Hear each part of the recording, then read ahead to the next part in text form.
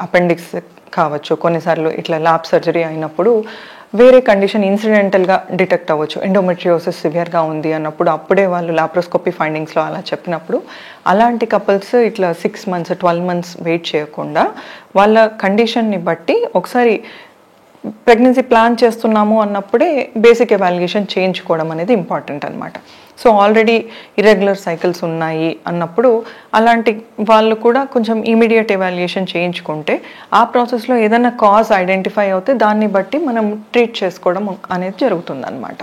So ఇప్పుడు common అయిపోయింది ma'am PCOS, PCOD ఇదంతా కూడా లైక్ ఎవ్రీ 2 people ఒకరికి చూస్తున్నాము. సో ఇది ఎంతవరకు మనకి ఇన్ఫర్టిలిటీ మీద యాక్షన్ చూపిస్తుంది మ్యామ్? సో పీసీఓఎస్ సమస్యతో బాధపడే వాళ్ళలో మెయిన్గా ఇష్యూ ఏంటి అంటే most of them 80 to 90% of them irregular cycles ఉంటాయన్నమాట. సో మోస్ట్ ఆఫ్ దెమ్ వీళ్ళలో మనకి ఏంటి అంటే ఇష్యూ యానోవులేషన్, అంటే ఫాలికల్ అనేది పెరగడంలో ఇబ్బంది ఉంటుంది అండ్ ఫాలికల్ పెరిగి రిలీజ్ అవ్వడంలో ఇబ్బంది ఉంటుంది అనమాట. సో వీళ్ళకి న్యాచురల్గా ఫాలికల్ అనేది పెరగట్లేదు కాబట్టి వీళ్ళకి ఫాలికల్ పెరగడానికి కొన్ని మెడికేషన్స్ అనేది ఇవ్వాల్సి ఉంటుంది అనమాట.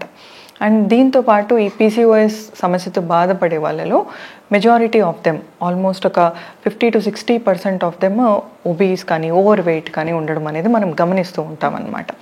అండ్ వీళ్ళలో కొంతమందిలో మనకు తీసుకుంటే ఈ హైపర్ యాండ్రోజెనిక్ సిమ్టమ్స్, అంటే ఆండ్రోజన్ ఎక్కువ అవడం వల్ల ఎక్సెసివ్ యాక్ని అంటే పింపుల్స్ ఎక్కువగా రావడం కావచ్చు, లేదు అన్నట్టంటే హిర్సుటిజం, అన్వాంటెడ్ హెయిర్ అనేది గ్రో అవ్వడం, ఇలాంటి సిమ్టమ్స్ తోటి కూడా మేనిఫెస్ట్ అవ్వడం అనేది మనం చూస్తూ ఉంటాం అన్నమాట. సో యూజువల్గా ఈ సెట్ ఆఫ్ పాపులేషన్ని మనం వాళ్ళు ప్రెగ్నెన్సీ ప్లాన్ చేస్తున్నారు అన్నప్పుడు ఒక బేసిక్ ఎవాల్యుయేషన్ చేసుకొని ఒక ఆడవాళ్ళలో మనం పీసీఓ ఎలాగైతే డయాగ్నోస్ చేస్తామో అలాగే మనం మగవాళ్ళలో కూడా హస్బెండ్లో కూడా ఏమైనా ఇష్యూ ఉందా, సెమెన్ అనాలిసిస్ నార్మలే ఉందా అన్నట్టు చూసుకోవడం ఇంపార్టెంట్ అనమాట. చూసుకొని దాన్ని బట్టి ఒకవేళ ట్యూబ్ టెస్ట్ ప్లాన్ చేసుకొని ఒకవేళ నార్మలే ఉంది అన్నట్టంటే ఓవులేషన్ ఇండక్షన్ ప్రాసెస్ స్టార్ట్ చేసుకోవచ్చు. ఈ ఓవులేషన్ ఇండక్షన్ ప్రాసెస్ అనేది మనము ఫర్టిలిటీ కోసం ప్లాన్ చేయడం అనేది ఎంత ఇంపార్టెంటో దానితో పాటు వాళ్ళ సైడ్ నుంచి ఫ్రమ్ ద పేషెంట్ సైడ్ ఒకవేళ వెయిట్ మనకు ఓవర్ వెయిట్ లేదా ఒబీస్ ఉన్నారు అన్నట్టంటే వాళ్ళ ఉన్న వెయిట్లో అట్లీస్ట్ ఒక 5 to 10% తగ్గినా కూడా అది వాళ్ళ మెటబాలిక్ ప్రొఫైల్ మీద అండ్ ఫర్టిలిటీ మీద మనకు ఇంపాక్ట్ చూపించే ఛాన్స్ ఉంటుంది అనమాట.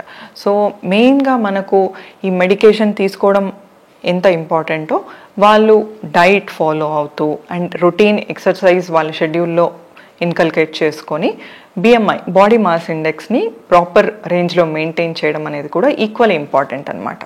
సో మన దగ్గరికి వచ్చే ఐవీఎఫ్ పేషెంట్స్కి routine scans and ultrasound scans కాకుండా ఇంకేమేమి టెస్ట్ ఉంటాయి మ్యామ్?